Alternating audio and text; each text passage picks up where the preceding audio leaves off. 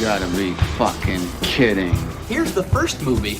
Did you know I'm utterly insane? Peel that pig and slice him thick. The body count is always bigger. Hi, I'm Chucky. Wanna play? The fucking trees walked in those movies. Hi, doggy. What a story, Mark. The greatest trick the devil ever pulled. It's just like your opinion, man.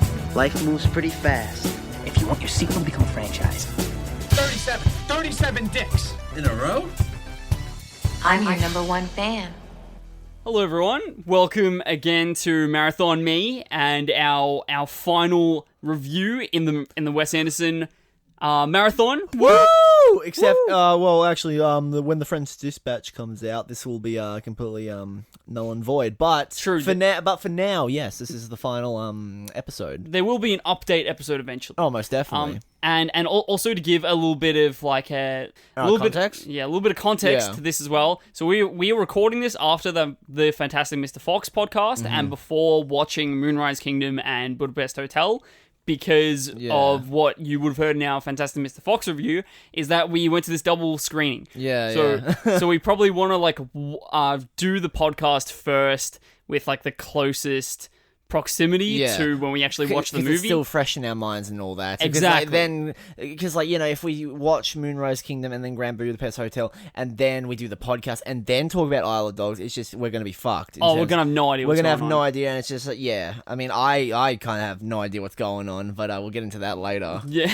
yeah, exactly. Yeah. And then also, that means that my face is also swollen as well during this one. But you'll be hearing this after Budapest Hotel and Moonrise Kingdom.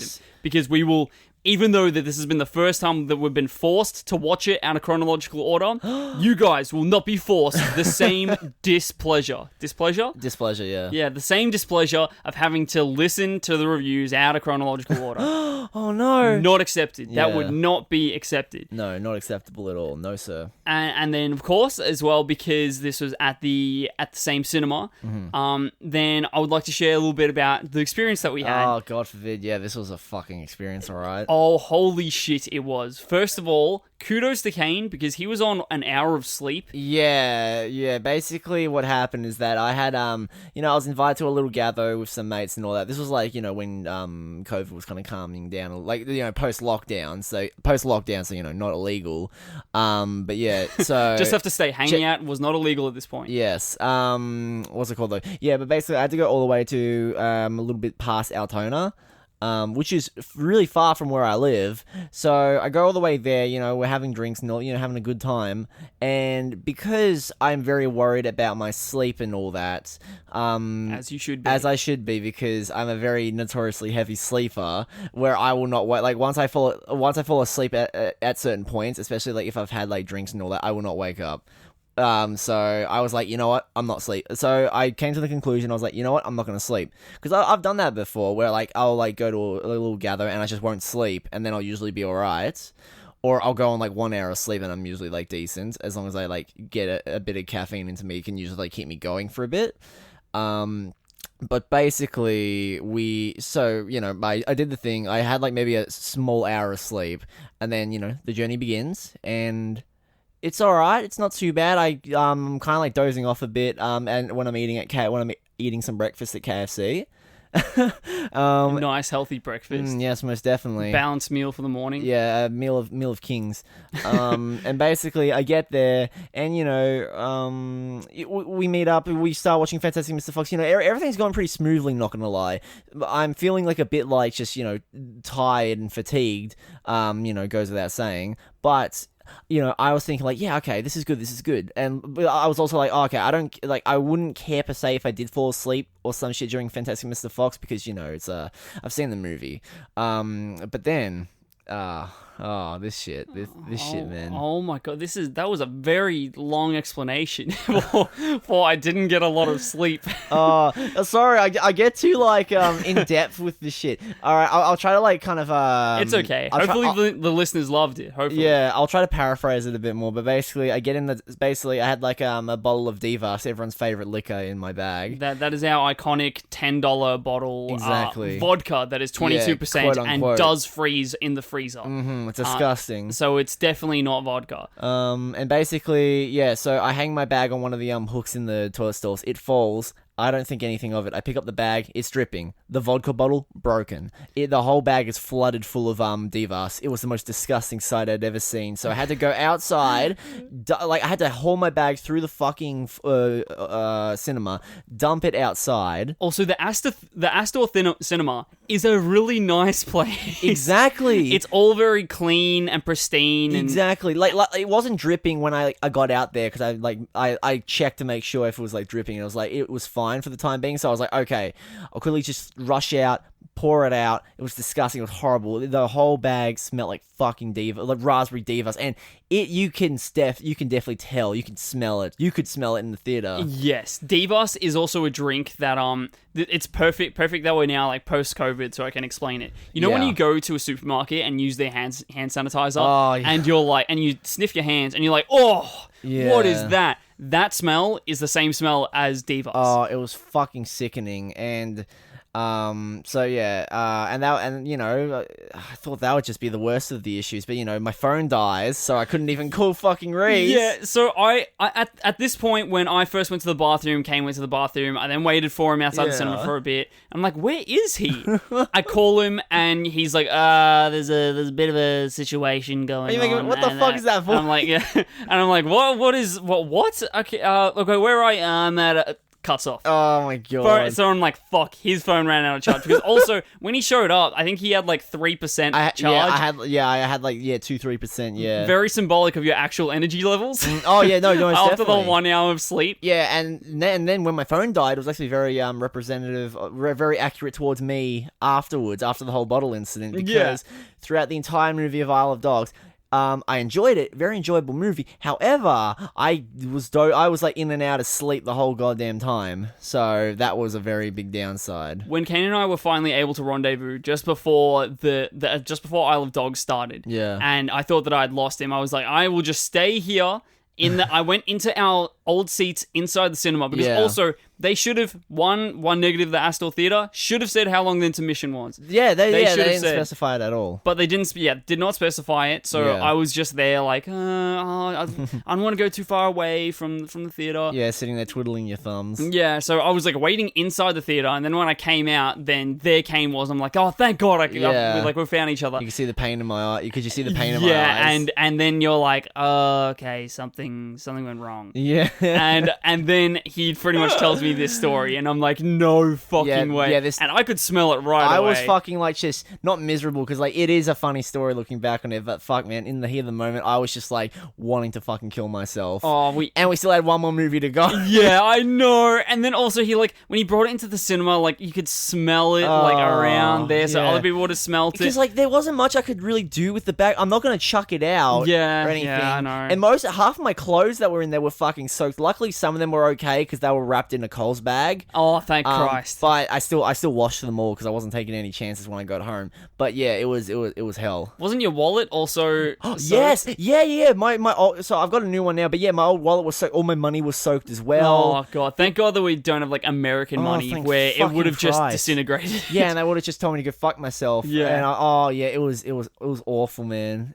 They're also like because it was his bag and his bag like it wasn't really like dripping, but when we left the cinema after the movie, like there was like a pool. That was a puddle. Yeah, there was a puddle of the cheapest, filthiest alcohol that you could ever find just there in this nice clean theater. I know. It was just so fucking cringy. How do you think I feel, man? Yeah, I know. How do you think I feel, dog? I know. And then also after Isle of Dogs, I went into the toilets to like go to the bathroom again, and like the stall where you were it was just covered in fucking liquid. Yeah, you could just see the fucking clear liquids and all that. In also this like somewhat fancy establishment which had clean toilets, and you just fucked it. Well, you know, it's.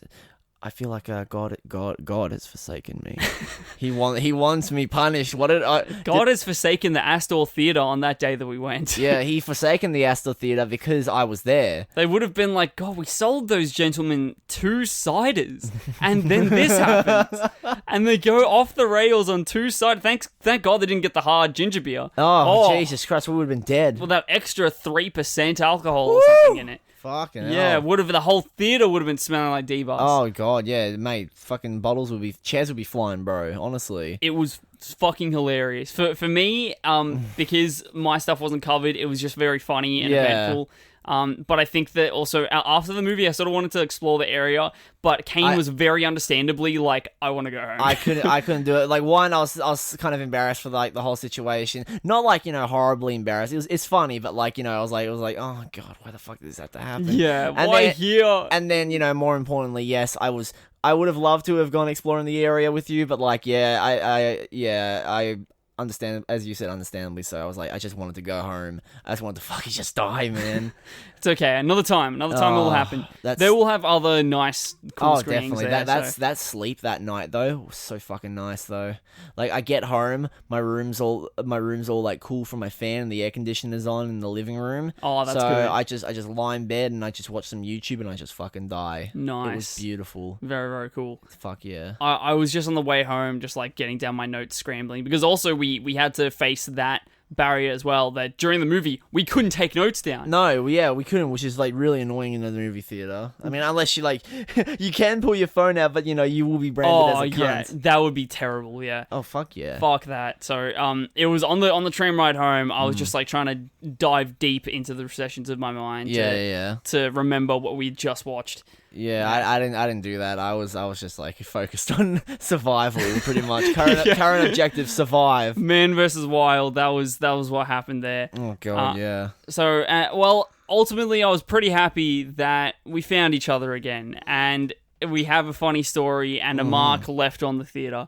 Unless they have like an A4 sheet of paper that is like, do not let these gentlemen in. Yeah, well. They make this classy establishment they give it to the fucking standard of a bar on a Friday night. Well, I lost my hat, so maybe if I go in without the hat, they won't recognize me this time. Maybe. And I'm very sorry to hear about that. Rest in peace for that hat. But oh well. God, that's so sad. Yeah, but it is what it is. Kane is this hat that like you'll see all over our social media. Yeah, it's like a flat cap, like a paperboy hat that I like bought in June last year, right before the second lockdown hit, and because like and then when I shaved my head that year as well. So during like the regrowth stage, I was just wearing the hat, and I became really attached to it. I was like, yeah, I look really good in this hat because I hate wearing hats. So I was like, yeah, I like this. And then, had to go and fucking lose it. Well, let's get into the actual movie. Yeah. The Isle of Dogs. I don't think I can stomach any more of this garbage. Exactly. Same here. Words out of my mouth. Nobody's giving up around here, and don't you forget it, ever. You're Rex. You're King. You're Duke. You're boss. I'm Chief. We're a pack of scary, indestructible alpha dogs. I thought it was so cute. Yeah. It was such a cute movie. It makes you feel warm inside. Yeah, no, it was definitely like a cute movie. We're suckers. We're dog owners. We're epic dog. We're dogs. We're fucking all men are dogs. Yeah. We're epic doggo owners. We love dogs, and just like, yeah, it was a very cute movie. Although I will say though that a lot of the stuff that the film definitely kind of, I don't know if you felt this, but the film kind of had like a bit of a what's it called? Like a somber post-apocalyptic kind of vibe. Does that make sense? Yeah. Oh yeah, totally. Yeah, and that was like, I think one of my favorite things about the movie. I just love like the settings and all that. One thing that I have down in my notes is that like this is the largest scale Wes Anderson movie. Yeah. Like the world is at stake in this film. Yeah. Where in every other Wes Anderson movie, like one of his things is that I think that he really likes a small scale, like a family dynamic, which he always touches I on. honestly kind of prefer in like not just Wes Anderson films, but just films in general. I like smaller sort of things. It like gets a bit too grand, more and personal dramas and all that. And like that's what he's sort of known for. But this definitely goes against the grain. Yeah, because the world is at stake with all these things, and also like it's usually like even though that he creates his own world because of just these weird things that are in these families or whatever. Yeah, then you still believe that, like, how I sort of see it is that it's like that there is a family in Midwest America or something like that that is like this because the world is so large and people are so weird. I feel like the weird worlds that he creates do still exist in our world usually, but this one is he totally recreates the world, which is very, very different for him. But I liked it. I liked the change of pace. No, you're saying no. It was like it was not an unwelcome change of pace. I am definitely more of a fan of this than Fantastic Mr. Fox, to be honest. Yeah. And I think it is because of just the change of pace and that it is like a little bit different. And I'll get into all like the thematic reasons later on as well.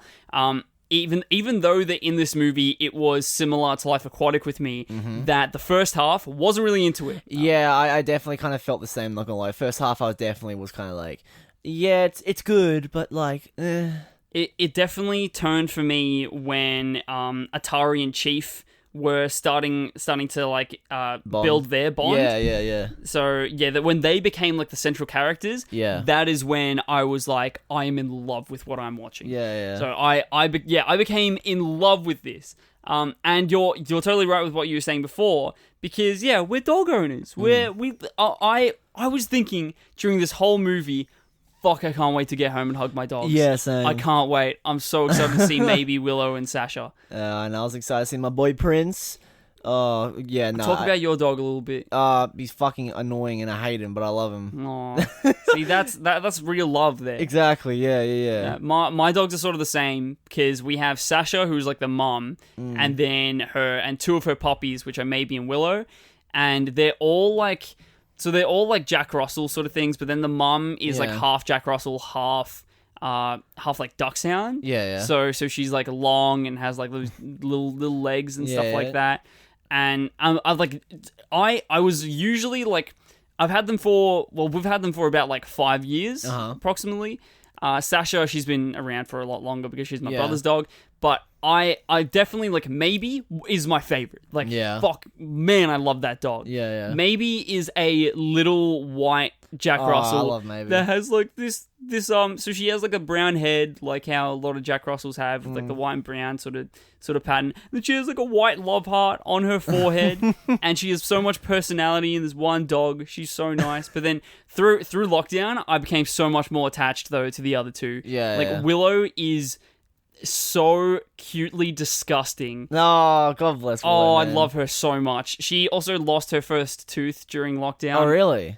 Yep, yeah. Oh, haven't you seen her tooth gap? Not really, no. So she already was born with like a huge underbite. Yeah. So her top teeth like go inward, like go like backwards. Yeah. So she has this stupid looking underbite. And then reminds me of my nan's dog. And then she lost the middle bottom tooth as well. So now these teeth that stick out have one big missing chunk. What a look. So I need to take a look at this when we're done this episode. Her smile is derpy as fuck. She's got one of her eyes is always pussy and dry. Yeah. We've gone to the vet so many times and gotten different eye drops and everything to fix it, and it just it more sort of maintains it, never has fixed it. We theorize that my brother's boyfriend potentially dropped her on her head when she was a puppy, and that's why she has that pussy eye. And then it gives a character, man. We'll give her an eye patch. We'll give her a little doggy eye patch. Oh, that would be so cute. She'd be great with an eye patch. Yeah. If they actually made that shit and dogs would actually wear it, she looks so cute. And then she also on that same, it's on the left side of her body, that left eye that's all gross and pus, because she's always cleaning it with her paw. Then she always pushes the pus to her nose, which dries her nose up. So she has this half dried up nose, got this fucked up eye, and her teeth that's like from the Book of Great British Smiles, and also her breath smells really bad. But man, I love this dog too. Yeah, I love her. I love her too. She's a lovely lad. Her breath is so bad though. but it's okay. We can. Mate, most dog breaths are fucking rancid, man. Prince's breath is This morning, he was in my bed. His breath is fucking rancid, bro. Well, what type of dog is Prince? Prince is an Australian Kelpie, so he's like, you know, it's kind of weird that we got like a fucking like cattle dog for your little western suburbs home. Exactly. You know, and he needs to like run around a lot, so you know, fucking I'll take him out on walks at nights and all that stuff. But he just, and I can't exactly take him on the leash anymore whenever we're at parks and all that, because like he's just like, he's too restless. He needs to run around, so I'll let him do that. But then like he just doesn't listen when I call him back. Because he's a fucking moron, bro. Oh my god. I think when Kane first got this dog, I remember thinking, this is the perfect dog for Kane and his family. Yeah. Like, it was just so suited to him. Oh, yeah, fucking and hell. with him, like, with Prince, when he's called, not calling back, that makes sense, because Kane usually doesn't pick up when I call him, so that makes a lot of sense. I don't pick up half the time when I'm being called, because sometimes I won't notice, or it's just like, I don't know, I can't even think of any other reasonings. Prince has the exact same defense in his brain. I just don't notice. I'm doing my own thing. I feel like Prince knows. He just doesn't care. He's just like, nah, fuck y'all. I ain't listening. Maybe that's what you're doing. Oh, I don't know. Maybe I am. Who Yeah. knows? We're gonna fight. We're gonna have a shit friend drama on the podcast. Oh my god. I have to be honest. I was quite angry at Kane the other week. Oh, Because yes. Because I think that we were mentioning in the last podcast that we were mentioning at the start of this is that like Kane has a habit where he sleeps in, and we were supposed to record these about a week and a half ago, and he was supposed to come up to my house at 12 p.m. And so it was like 12 p.m. whatever. I was just like playing Crash Bandicoot, hanging around. Called him at around like 1 to be like, hey, whereabouts are you? Didn't pick up. Kept on calling him until 4 o'clock, where I finally got into contact with him. Wake up in a fucking panic. I'm like, oh fuck. At 4 o'clock after 12. Oh god. And also we had to go to like some dinner at like 6, like leave by 6. Oh yeah. I forgot about that. And we had to at least like record these 2 podcasts. So Yeah. At 4, I finally got into contact with him, and he's like, I'm leaving now, it's gonna be fine.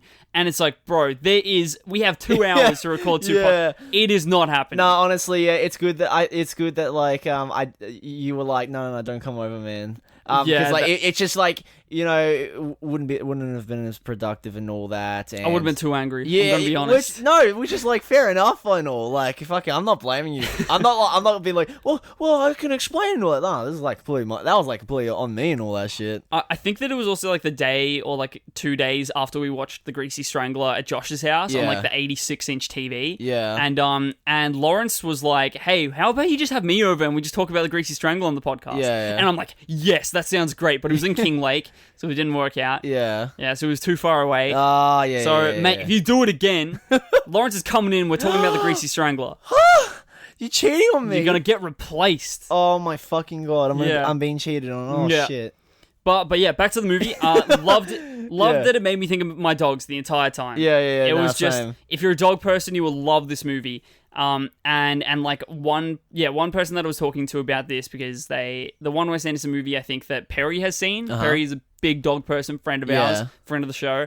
She said that she sort of didn't really like the movie too much. Yeah. Because of how like I think that you would probably agree with this, because it's a very very fair point about this movie, is that they set up this really good broad cast of characters with all the dogs and voiced by like all these famous people. Yeah, notable people. And then halfway through the movie, when it does shift to the Atari and Chief movie, yeah. the other dogs just sort of disappear. Yeah, they definitely take a back seat and all that, which is really disappointing, because you got like Jeff Goldblum, Bill Murray, fucking Edward Norton. Yeah, Ed Norton. Yeah, which is really disappointing. Yeah, I actually completely forgot about that, but I did actually kind of notice that when we were watching it. Did you think when they were on like the not conveyor belt, but on like the trolleys? Oh, did I think they died? Yes. I legit thought that they fucking killed the dogs. I 100% thought that all the dogs besides Chief and Atari, well, Atari's not a dog, but I thought all the main characters besides Chief and Atari just died. Yeah, no, same. I was like, wait, what? I think maybe you turned to me or I turned to you, and I was like, are they actually fucking dead? I think one of us turned to the other and was just like, what the fuck just happened? I thought that they were gonna do a Ned from Life Aquatic and just like, Oh my God, main character, dead now. Yeah, dead, yeah, whatever. Look at cool, that. epic. Yeah. Oh my and God. I was like, what? What? And they may as well have fucking died. Like, they didn't really have much of a... They didn't contribute really. I don't think they really contributed anything in like the most of the movie. To be honest, they were, like honestly, you could have just written them out of the second half. Yeah, should have just killed them off for shock value, man. Honestly. Yeah, I just thought that it wasn't gonna. I thought that they weren't gonna be relevant anymore. In the movie. Me neither. Yeah. And then I got teary in this movie with like when it came to some of the dogs. When Chief is being cleaned. Oh, I love that scene.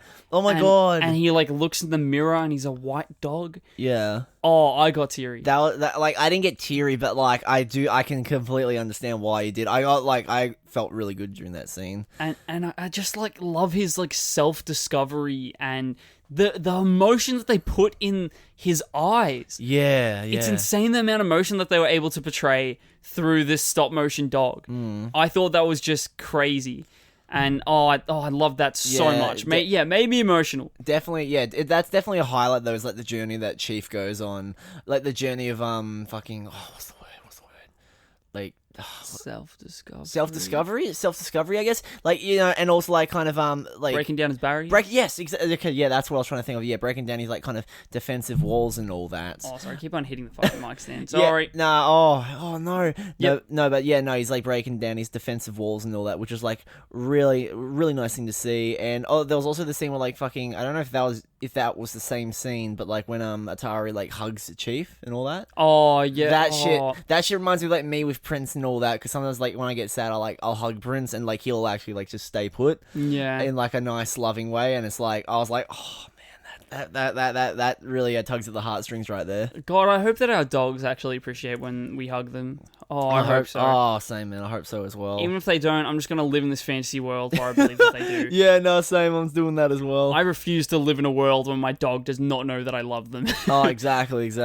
And there were a couple of like bits, a couple of things that like made me teary. Where also the dogs cried, and every time just seeing a dog crying, oh my God, that made me so sad. That made me tear up at points. Just like no, this is why I hate watching any like type of film with like a dog in it, just because like if it's in pain or if it's like clearly sad, I'm gonna like just get like emotional or like at least just like feel really shit and all that. Saddest episode of Futurama by far. Seymour episode, right? Oh my fucking God! That breaks my heart and gives me goosebumps every time that I think about that. Oh my God, yeah, no. If you have not seen this episode, it is so. If you have not seen Futurama or this episode, you do not need to watch any other episodes besides this one. The fucking end credit scene where Fry is frozen, but the dog still goes. Still waits for him. Still waits for him every day at the fucking motherfucker. Oh my God, at the pizza shop until like.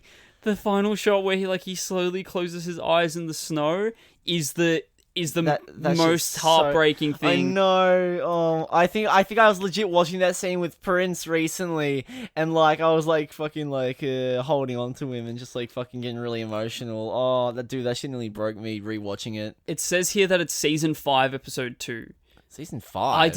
I do not think that it is season 5. It's not season 5. I thought it was season 1 or something. It's like season 3 or 4.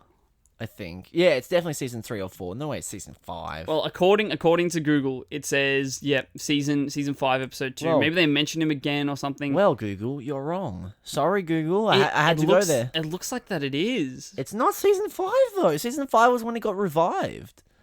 After it got cancelled. What? I don't know. Well, it seems like it's called Jurassic Park. Yeah. So maybe it's another weird thing where like Australian seasons aren't correlating. I think it's like a Family Guy situation and all that, where it's just like, Australian seasons aren't correlating with America. I think that might be the case, but it'll most likely come up as season 5, episode 2 online anyway. Yeah, maybe. But Jurassic Park is the episode that you need to watch if you are a dog person. Get ready, brace yourself. Oh, fuck that. Brace yourself. Oh no. Oh, actually, speaking of, if you are also a dog person, trust me, this is also like in the same vein. Watch the season, I think 12 episode of Family Guy called Life of Brian. Oh my fucking God, dude, that shit broke me. I'm actually getting really teary. Like, I know they bring him back and all, but I'm getting really teary eyed thinking about it right now. Like, I was like, is this dude fucking real? Is this guy? No way. Those 2 episodes without him. Oh my god, yeah. No, you know what makes me emotional? What? I miss Vinny. Oh, Vinny, no. The replacement dog. Oh, no. He was so much better than Brian. He had so much personality. He was an Italian dog. Oh, no, but, what's it called, though? Fucking, I actually did, like, get really, not emotional, but, like, because, like, I knew that they were killing off Brian, because, like, you know, the media was like, oh my god, they killed our dog, Brian Griffin is dead. But, I remember, like, hearing about it, and I was like, what? No! And then watching the episode of Nicholas, I was, like, praying that they wouldn't do it. I was praying that it was just a joke. And then it happened, I was like, what? No! It's pretty sad. Like, when it is happening, it's like when he's on his deathbed and he's like, thank you all for giving me such a good life. It is sad. Yeah. But it's just like, it's just such a garbage episode, though. It's fucking awful. It's such a fucking just cop-out. Yeah. Another thing that made me emotional with just how fucking cute it was any scene with puppies in this movie. Yeah. In Isle of Dogs, these fucking little bean puppies. Wow. Oh, yeah, they were very fucking cute. Wow, they are cute. It just... Oh, it takes me to the next level. If you're a fucking, like, if you're, like, one of those, types of people that goes, like, oh, look at my epic doggo, I boop him on the snoot, or some shit like that, you will love this movie. But please, don't talk to me. Don't watch it. Don't watch it with... Boop him on the snoot. Don't watch it with me, and stay away from my dog. I don't want you booping his snoot. Or fucking... what's another, like... Oh, he a chonky boy or some shit like that. Don't talk to me like that, please. Get away from me. all bastards. Typo fans. Yeah, yes. Okay, that I was gonna say, like, not to alienate an audience. No, not to alienate them and all that. But it's just like it's funny. It's funny. It's funny. I like Typo actually. I actually do like Typo. Just some people just a bit too quirky and random. That's the thing. Quirky and low random. That's the type of people I'm trying to. That's like the type of kind of vibe I get whenever like people would say shit like that. You know what I mean? Yeah, that's fair enough. Like the XD crowd and all that shit. The XDs. Yeah. And I definitely think that Wes Anderson's on the same page as us with he must be a dog person. Yeah, most definitely. Even though that he looks a lot like a cat person, like holy shit. But he does not give cats a good rap in this movie at all. Oh, no. Cats are like the sidekick for every horrible person in this movie. And he makes them look very ugly. Not very cute, unlike dogs. I mean, it's true to life, though. Cats are just fucking assholes, though. Oh, cats are just... I love cats and all that, but fuck, man, they suck. I have a story about cats, how, like... So two cats... The movie cats? Yeah. I have 2 stories about actual cats in real life. Yeah. So the closest cats I've ever gotten to. Mm-hmm. First one was a cat that my brother had named Dexter. Yeah. Loveliest cat in the world. Aww. This cat was the one that made me love all cats and think maybe they're not all that bad. Yeah. And then just one day, disappeared. Never seen him ever again. Really? Yep. He was this cute, little, affectionate orange cat. Yeah. That just decided one day to fuck off. How old was he when he left? Oh, probably like 3 or something. Okay, because I was gonna say if he was older, there's like this thing where like cats will like try to isolate themselves whenever they're like really old and know they're gonna die. Yeah. No, he still had a long life. That's what I've read about it. At least I don't know if that's true, but that's what I've read. But yeah, no, I'm like, what the fuck? Why would he just run away like that? Maybe he was so humble, and only after like 2 or 3 years, he was like, you know what? I'm satisfied. I must go now. My people need me. Yeah. My time has come. He's like fucking Master Oogway and God in Kung Fu Panda. Just disappears into a million blossoms. Oh, I was thinking of freaking Poochie. Poochie just beams up into the sky. That's what I was quoting before. Okay, good, yeah. Yeah. He just beams up into the sky. That's what happened. Oh. And then his sister, Misty. Fun fact, both of these cats were found on a conveyor belt, and that's how my brother got them. Conveyor belt? Yeah, I think, like, my brain tells me in a potato factory, but I don't think that's true. I think it's a conveyor belt in some other factory. Uh-huh. But yeah, these 2 little kittens found on a conveyor belt, and then my brother, like, adopted them with his partner when they lived across the road from us. Yeah. Yeah. Dexter, loveliest cat ever, disappeared. Then the other one, Misty, She was nice, not as good as Dexter. But then she, again, like to show how unloyal cats are, just decided one day to go across the road to our house to say hi to us. We fed it once, and then was at our house 50% of the time. We pretty much had a cat. We adopted a cat by feeding it once. Mate, what a snake, man. Yeah, exactly. It do be your own cat sometimes. Yeah, not that, like Patrick raised you, and also that like all your kittens also live with Patrick. Yeah, no, just ditch him. Yeah, well, sure, ditch the man that's raising you. Yeah, so then came over here, and she was going like back and forth from the houses. We probably had her for like a couple of months. Yeah. And then one morning when I woke up to go to school, because this was in like year 11 or something. Oh, no, probably earlier. Year 10. Yeah. And I went to go walk across the road where I usually get picked up, and Misty was there lying in the driveway. Oh, and it was a bit like, oh, that's a bit weird. Why is she sleeping outside? That's strange. And Lollipop Man, there's a crossing right outside my house, and there's this Lollipop Man that was like, your cat is not breathing. Yeah. And I'm like, what? No, no. fuck that. For some reason, I was too proud to like give it any thought and like agree with him. Yeah. So I was like, nah, he's you're like, she's you're wrong. fine. You don't know shit about cats. Yeah, bro. yeah. Fuck you. And I was like, no, she's just sleeping. And he's like, no, I don't think so. She's not moving. And I was like, no, she's fine. Gave her a little pat. Could sort of tell someone was off because the fur did not move back when I was like patting her. Yeah. Oh God. And then just to double down on how convinced I was that the cat was alive, I picked her up and like sort of put her in my arms a little bit and was like, look, she's okay. She's okay. This is like a fucking skit from like a fucking animated show. Yeah, and she like definitely at this point, both of us knew that she was gone. Oh my she was fucking God. Because like she was lying down in this like arms spread out sort of thing. When I picked her up, in the exact same position, was just stiff. So when I picked her up, gravity no longer existed for this cat. Had her in my arms, and I'm like, look, she's okay. She's just sleeping. Put her back down. Kind of rigor mortis, holy shit. Yeah. And he's just like, okay. Probably just thinking like, oh, this poor kid can't accept that his cat's dead. Either this kid's a fucking moron, or he just can't accept the cat's dead. And then like I walk across the road and towards the car where I'm gonna get picked up from, and I'm like, my cat's dead. I shouldn't be laughing, but fucking I went to school that day with dead cat on my hands. Oh, and I was like, what the fuck? And I just tried not to touch anything on the way there. Ew. And I was just like, no. Oh my God. It's so fucked, I wasn't too like destroyed because like we'd only had it for a couple of months. Yeah.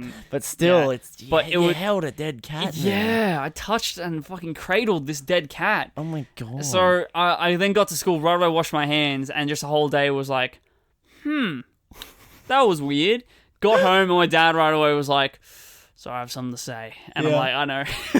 You don't have to say anything. I know. You're like, yeah, I know. Misty is gone. Yeah, I know. All right, when's dinner? Yeah. Oh my God. So yeah. That's awful. So cats are not, they are not very loyal creatures. No. And they will go from one house to the other, whether or not there's a road between them. Yeah, they're sluts, bro. And she may get, Not to slut all cats fucking sluts. Oh my God. Yeah, they don't know a good thing when they have it. They just go from place to place, fucking showing their shit to everyone. Oh my God. Oh, Jesus. And then, so she would have obviously been like hit by a car when going across the road there. Perhaps, yeah. And then just like crawled with the last strength that she had into the... Aww. Yeah, but oh my God. Poor kitty. How awful. Oh, yeah. Yeah, you had a cat for a while, didn't you? Yeah, I had like 2 cats. I had one that was like named Puss after Puss in Boots, but she was like a black. She was like a black cat that I had for like I think 10 years. And then she like kind of. Puss in Boots is black though. I know, but like I was fucking like 5 when I got him, man. Give me a break, you piece of shit. Well, I mean, it's better than the first few names we were planning on giving it. We're gonna call her Chocolate at one point. Oh, okay. A solid, like a fucking soot black cat.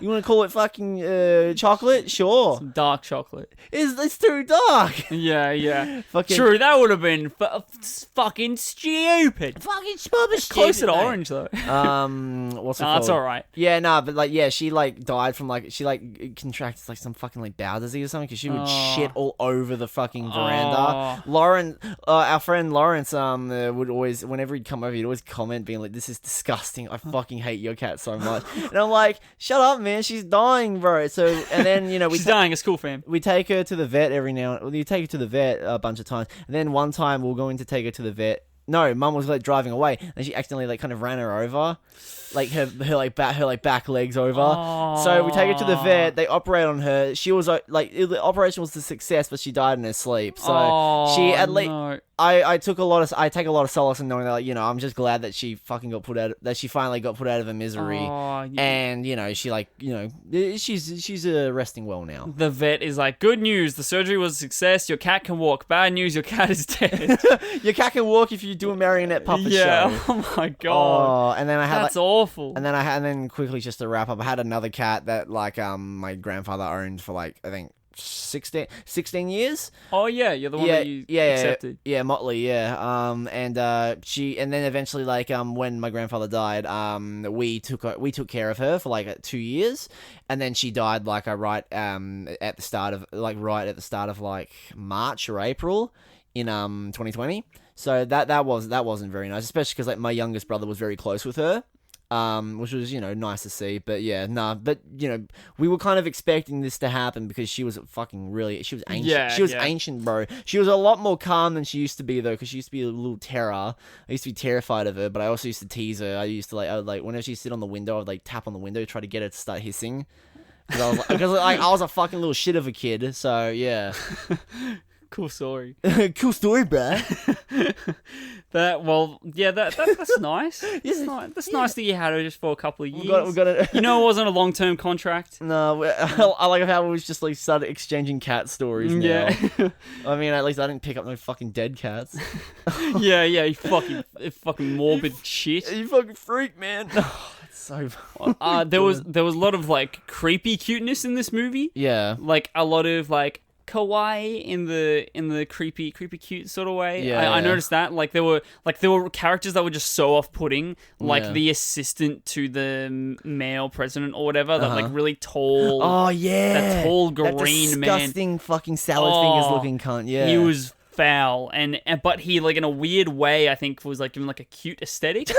Yeah. So yeah, that was he was just weird, like hard to look at. Yeah. But I think that a lot of the stuff in this movie was trying to give like a creepy, cute sort of thing. Oh, definitely. Yeah. And then kind of goes back into the whole kind of post-apocalyptic somber vibe and all that. It's like a very. I feel like a lot of kids wouldn't like watching this movie, to be honest. Yeah, I don't think this is not a kids movie. No, definitely not. It's like, yeah, sure, it's dogs and all that, but like, yeah, there's a lot of like really like not morbid shit. That's the wrong word. Fucking like really adult heavy shit in this movie. Yeah, like there's like references to suicide and everything. Yeah, that's something that I wanted to mention with the cinema experience here. Uh-huh. How most of the theater was like film buff parents bringing their kids and families to see it. So Fantastic Mr. Fox, totally fine. But there were legitimately families that I saw when suicide was mentioned, they left. Oh my god, really? Okay, we're done. Oh my god, yeah, no fucking or way. just before, like they knew that the suicide stuff was going to come in. My god. So they're like, look, funny dogs talking movie for the kids, and they're like, time to go, actually. The movie's ending soon. Oh, we better be home. Look at the time. Yeah. So yeah, I thought that was very interesting. Yeah. So there were a lot of these heavy themes that it's like, fuck, suicidal dogs. Oh my god. Jesus. Ugh. Yeah, it's just, I don't know, like, and also it's just because like, I don't know, the story isn't really like a very like, because there's a lot of like political shit in this movie with like the Japanese president and all that in this movie, and it's just like, no, fuck it, like I feel like if I was a kid watching this, I'd be like, I fucking hate, like I just skip like all the scenes in Japan, just like I fucking hate this shit, man. Talking dogs. I want to do talking dogs. Yeah.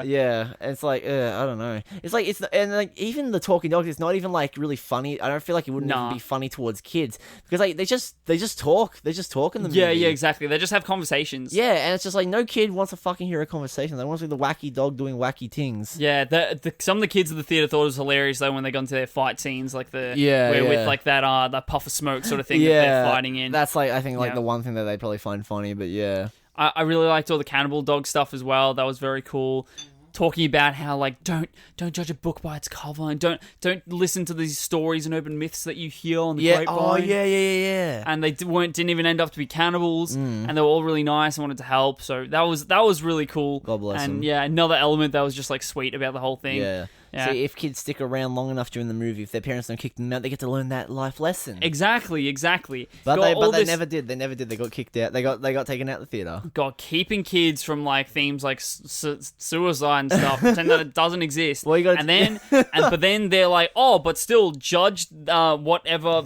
Judge these people that you hear about their story, not from them, but from other people. So, God, fucking hell. So yeah, that it's really sacrifices a lot of the like heart in this movie. Yeah. And it really wasn't does. too like. I think that Wes Anderson did his like little subtle thing that, as a kid, I wouldn't have noticed the suicide mentions. No, yeah, me neither. I wouldn't have been like, Daddy, what's suicide? I wouldn't have been like that. Yeah. Yeah. Especially my voice wouldn't have sounded like that either. What? Father, what? Father dear. Father dearie, what is suicide? What's suicidal contempt? No, it's not suicide. It's suicide. It's the Sui slide. It's a sewer themed slide, so it's like pipes and stuff. Hey. Oh, look, so pretty much you act as a little poo and you go down a slide. It's like in a toilet. Fucking hell.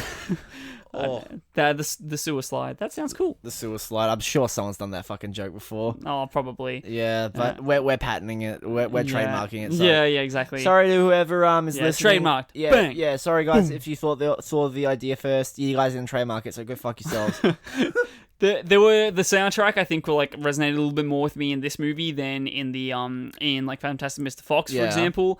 Is that like they had some really nice just like set pieces, like music set pieces. Yeah. Like were you awake for when there was like the walking montage of them going through like... I don't remember most of the soundtrack, that not gonna lie. Oh, okay. But the drums though.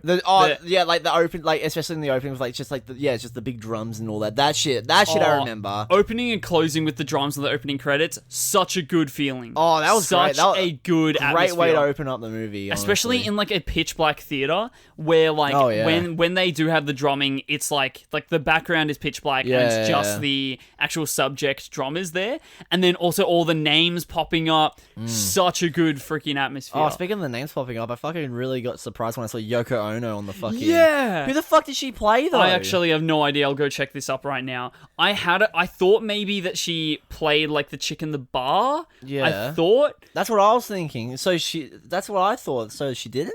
I'll go check it out. Yeah. Isle of Dogs, Yoko Ono. I can't believe they got fucking Yoko Ono on that shit. Jesus. That's pretty good. That's like... Why couldn't they get John Lennon in there, bro? I'm surprised that she's still, like, doing stuff. I'm surprised. Like, fuck, I keep on hitting the mic this time for some reason. Well, I mean, hey, if Ringo Starr and Paul McCartney are, like, 80 and still doing, like, touring and all that, I'm sure, well, not touring right now, but, you know, still, like, doing musical shit. I'm sure she's alright doing her screaming music and her fucking stick figure art or whatever the hell Yoko Ono does these days. It says here that she plays assistant scientist. Okay, so it must be the chick in the bar, because the chick in the bar, I think, was the assistant scientist. I think so. That was my, that's what I Okay, yeah, it must be her. No, she's the protagonist in the movie. Yeah. Instead of no, she fucking plays Atari in it.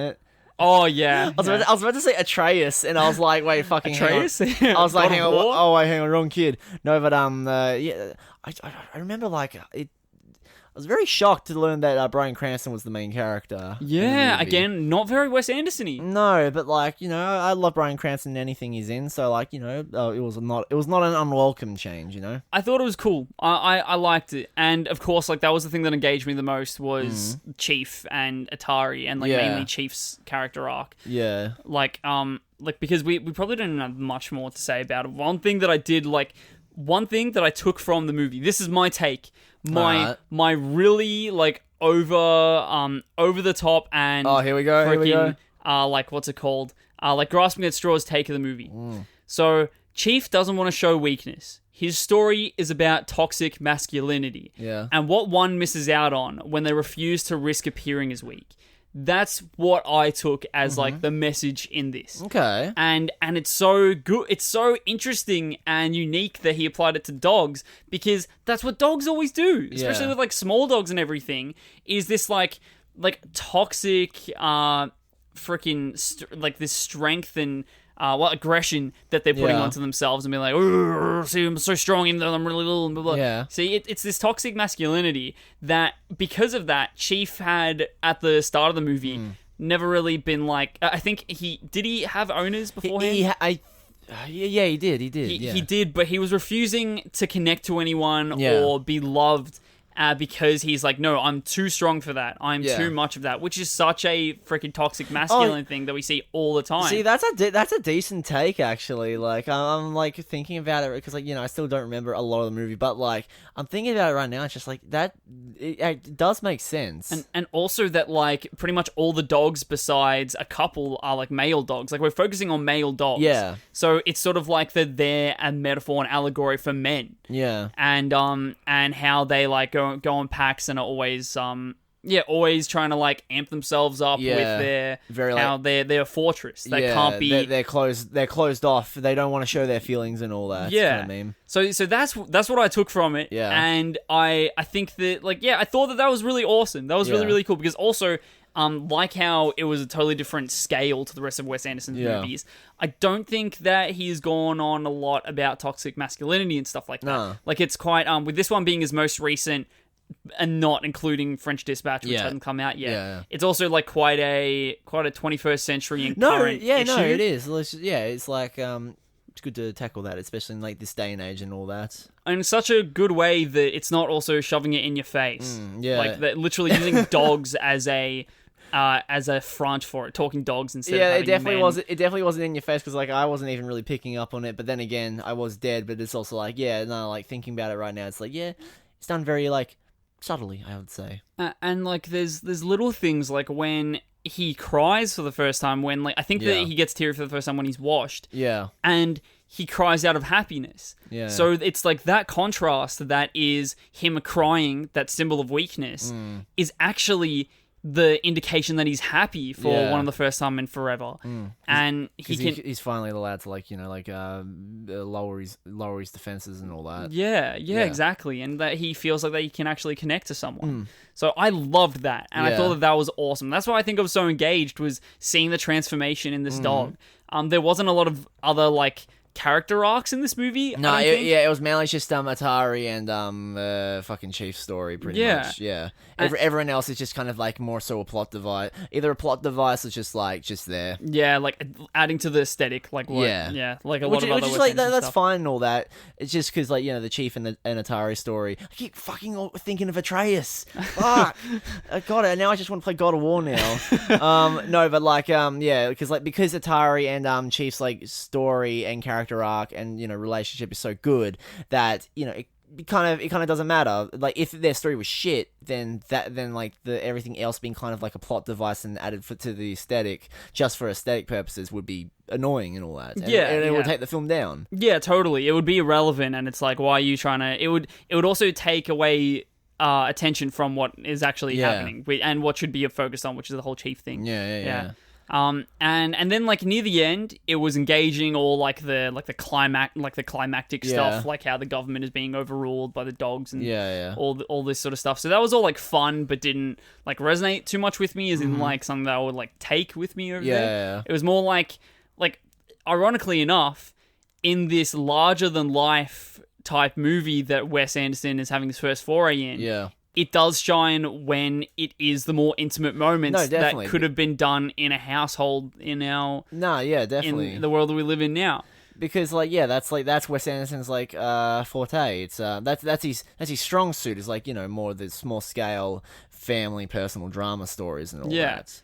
I think that I said forte before as well, but I meant soiree. So so just using wanky word. What the fuck does that word even mean? Soiree. I think it means like an attempt and like a first, his first soiree into larger than life. I think it's foray. I think that's his forte is like. That's like something that he's like used to and known for, right? But then soiree, I'm pretty sure soiree. Is it soiree? No, I swear. Soiree. No, I think that they're both. I think that they're both different words. I think fuck these. I think fuck these words. I think that here soiree. Oh, it's spelled SOIREE. Wait, what? Can I see? What the fuck? A soiree, a fancy evening party, Okay, that makes sense. Okay. Then, I guess. I don't know. Jesus, all right, we'll have a... Trying to increase my vocab, bro. Soiree. Soiree, We yeah, should- soiree. We should definitely, like, if any of us do, like, a party or something, we need to, like, call it a soiree. Yes, yeah, exactly. see how many- Soiree at my house. See if any... Gather at your house, more like a soiree at your house. God, the average Gatho fan, the elite fucking soiree fan, Yeah. the soiree enjoyer. Sorry, I can't make it to your gathering. I have a soiree in the works. To your gathering, or gatho, as you apes so delicately put it. But I'm going to my soiree, thank you. And I felt that the best ending for me was sitting in the lobby as I think you went to the bathroom again. Yeah. And I was listening to they had like Wes Anderson soundtracks just playing in the lobby. Oh, yeah, after yeah. the movie was done. So they had Cat Stevens and So George. Yeah. So George. Like the cover artist for Oh, yeah. all the David Bowie Yeah. music. So, and that was really cool. And that was such I remember that. such like a subtle little thing that like and the people would get and really appreciate. Yeah. That, like the right people would really get and appreciate. Oh, definitely, yeah. And I definitely did appreciate it, so that was nice. I was sort of like, Kane, just keep on taking your time in the bathroom. I'm having fun here in this lobby listening to this music. Yeah, and then I come in and she's like, Fuck, he's here. You loudly just scream it. You're like, fuck! In front of all the kids. And I'm just like... the final 3 kids that their parents let them experience a movie with suicidal themes. And I just come out, I'm just like, what? The fuck you want, cunt? Yeah. You just point at me, get back in the fucking Go toilet. back and clean up your cheap vodka off that floor. No! No, I'm going to leave it there. I'm leaving it there. Fuck you, Rhys. Get out of here, bro. I definitely need to like spend a night and just like rewatch Isle of Dogs, I reckon. Okay, well I have it on DVD, so go for it. I'll take it up. I probably won't borrow it now because my bag's way too fucking full. No, that's alright. Maybe next time I come over, I might like borrow it from you or some shit, and then like That's okay. watch it and all. And then I will bring it back the next time I come over, unlike a certain someone. Yes, unlike your brother Nicholas. Unlike my scumbag piece of shit brother, ex-president brother. Your ex-brother. My ex-brother. Yeah, we disowned. We broke up. Yeah, we're like fucking Oasis, bro. We broke up, man. Oh. And then also when I finish this, man, all I could think is ranking is going to be so hard. It is going to be a bit hard. I'm excited. It definitely, my top 3 is going to be very hard to rank. For me, it's going to be very tricky. Yeah, I can't wait to like rank it and then compare it to the ranking that I did beforehand as well. Did you write it down, the old one, or do you just I think I may have. I think it's with my Friday the 13th ranking. Okay, epic. So yeah, I can compare it. Fuck yeah. So yeah, I'm very excited. And also I'm very excited to talk about, like, to rehash over some movies that I'm like, fuck, I want to talk about again. Oh my god. Yeah, that's and gonna be good. Also, it's gonna be like not obvious ones, and I'm so excited. Oh, fucking maybe yeah. obvious to you because of how much I've praised certain movies. Yeah, maybe, but like, who knows? And maybe like some might be obvious to you, some might not be obvious, but who knows? I'm excited to see it in writing. Do you have any last thoughts? I'm looking forward to the French Dispatch. I wish I wasn't dead while watching this movie. Isle of Dogs, not French Dispatch. Well, that's okay. You can always watch it again. No, true. Got it on DVD. You know what? I may have been dead, and I wanted to fucking kill myself throughout the movie, mainly just because I was wanting to just sleep. Like I was like trying my best to stay awake because I was like, no, I will not wake up, and I'm worried I'll start snoring or do something obnoxious in my sleep. So I'm just like, no, I can't do it, man. Yeah, that would have been shit. Oh, but it's like, dude, trying to keep yourself awake when you're on the verge of sleep is the worst. Like, did you ever have that happen in school and all that? I think that you know this about me is that like I think that around from like year 10, like year 9 to year 11, yeah, I would fall asleep in movie theaters. Like, yes, I remember that. That was a thing that I did. Yeah, like, and that was also like at that point too. I hated movie theaters. I did not like the movie-going experience. And I was like, see, I just can't fucking stay awake. I remember, I think it was 4 movies in a row that I fell asleep in. One of them was Doctor Strange, I remember. Yes, my 16th birthday, and my best friend fucking like just falls asleep. Yeah, I'm sorry. Piece of shit. Marvel movies just did not fucking keep me. Yeah. Assassin's Creed, the movie, that was one that 100% I fell asleep during. Can't blame you. There was Doctor Strange. Yeah. There was another fucking action movie that I totally Ready forgot. Player One. Ready Player One, definitely fell asleep during that. almost The fell... Grinch, fell asleep during that. Were you with us when we watched The Grinch? Yes, I was there. Oh god, Yeah. I was miserable during that fucking movie, man. I hate that movie. Fucking can't stand it. And then I was just wanted to quickly say for Ready Player One, I was actually almost on the verge of sleep as well. I thought the movie was okay. I don't ever want to watch it again, but like it's okay. But like it was actually during the big climactic action sequence, whereas all the epic video game, all these epic pop culture icons, I was falling asleep during that shit. I was like, I was just like, oh, Steven Spielberg, mate, you made Saving Private Ryan and Indiana Jones, and now you're making this For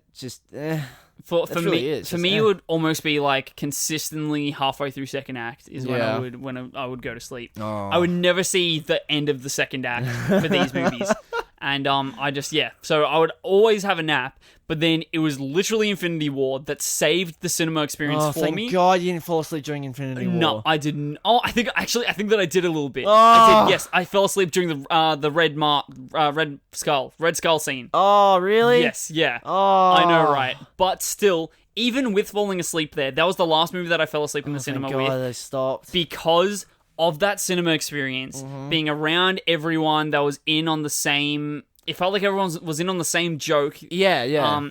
And it was just, I remember amazing, and I thought, I want this to be what movies are like. Yeah. And then from then on, I will, any movie that I'm interested in and I want to see, I will go to the cinema to see it. Yeah, good, yeah. And also, thing two that was really, really good about Infinity War is that I am not a Marvel movie person at all. Like, I had seen probably a third of the Marvel and like the MCU movies that was like building up to this. So when I felt like this, with no expectations, I didn't watch any trailers because I didn't really care beforehand. You are so... Dude, I would have loved to have gone in without seeing any trailers. I was totally blind, and also that added to it where I'm like, what the fuck is happening? Oh my god. Yeah. And then seeing people around me that were like their fucking world was falling apart. Yeah. Where with me, I was more like, I got really emotional with the oh my god, I don't feel so good, Mr. Stark, sort of thing. Yeah.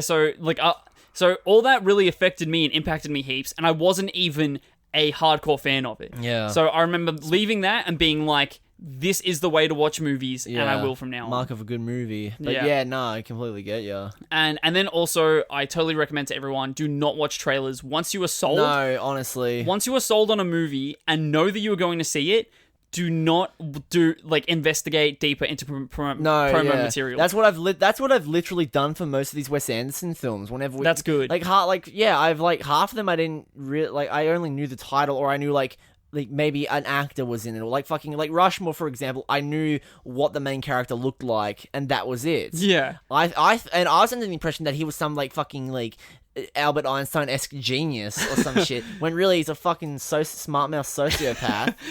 Oh god. Like when you think about it, the purpose of a trailer is to engage people and make them want to go see the movie. Yeah. So once you already want to go see a movie, then the purpose of a trailer is not there anymore. Yeah, exactly. So you may as well... I just want to quickly say that. That's all right. The only purpose of a trailer, if you're already sold on it, is maybe it's just give you ooh, little snack before the main course. Look at these clips, get you more hype and all that. But then there's the downfall, because then they just show way too much these days. I don't know. Some people like I guess watching, investigating all the early promotional material so that they know what they're getting, and then they can feel informed when they get in there. I used to be like that, but I like going in not being informed now. Yeah, it's so much better. Even with cameos of people and stuff, I don't even want to know who's in the movie. Yeah, I want to go in there and go, oh, that guy that I like, or oh, I love her, something like that.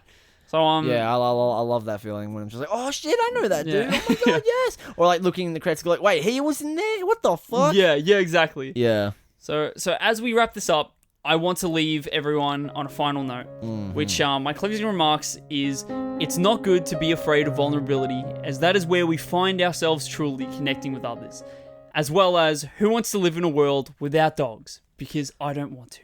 Wise words. Goodbye. Was that a quote in the movie? No, I just wanted to. Okay. I want to say that I think encapsulates the essence of Isle of Dogs. Nah, that's very, very true words. So have a lovely week, everyone, and we'll see you in the Wes Anderson ranking. Goodbye. Bye. Mwah. Woof. And don't forget to check out our Facebook page at Marathon Me Official, all one word, and our Instagram, MarathonMe_official, to keep up to date on the podcast. And hey, if you want to get into contact with us, email us at marathonmepodc, yes, the letter C, @gmail.com. Like podcast without the ask.